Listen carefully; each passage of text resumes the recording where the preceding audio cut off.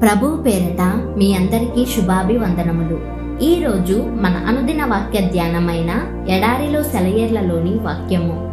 దేవుని మూలముగా పుట్టిన వారందరూను లోకమును జయించుదురు. లోకమును జయించిన విజయము మన విశ్వాసమే. యోహాను వ్రాసిన మొదటి పత్రిక 5వ అధ్యాయము 4వ వచనము. మనం జాగ్రత్త పడకుండా ఉంటే మన దారిలో ప్రతి మలుపులోనూ మన విజయాన్ని, మనశ్శాంతిని దోచుకునేదేదో ఒకటి ఎదురవుతూనే ఉంటుంది.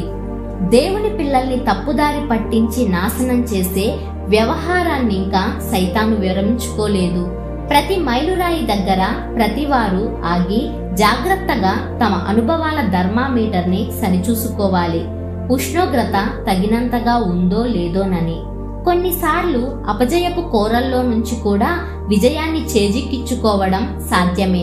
చెయ్యవలసిందేమిటంటే సరిగ్గా అవసరమైన సమయంలో మన విశ్వాస ధ్వజాన్ని పైకెత్తడమే.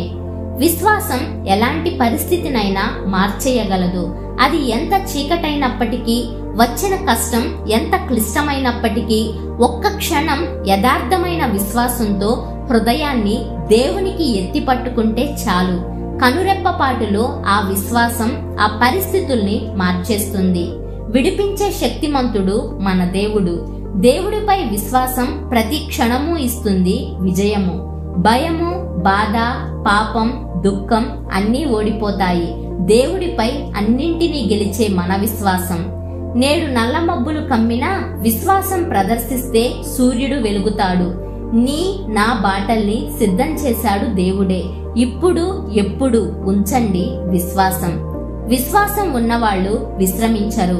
శత్రువు తమకి కనిపించిన స్థలంలోనే ఆ శత్రువుని నిరోధిస్తారు.